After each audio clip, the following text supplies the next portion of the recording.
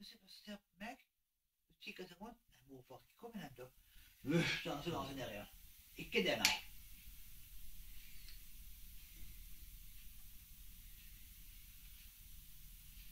Så det var en som omkom i en brann borte i Oslo. De mener at det var noe lettere greier som det var på et sted av ringlys. Jeg sto ikke noe om det.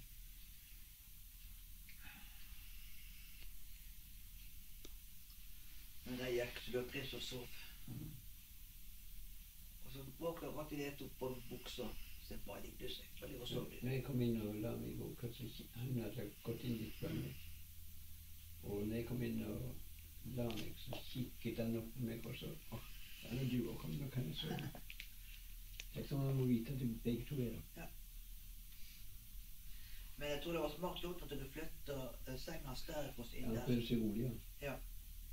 Jeg tror det var smart. Det var et smart trekk. Jeg ser det bare på prisen når det tårner ute. Prins reagerer ikke på tårevær, men han reagerer på lynet. Men det gjør han også.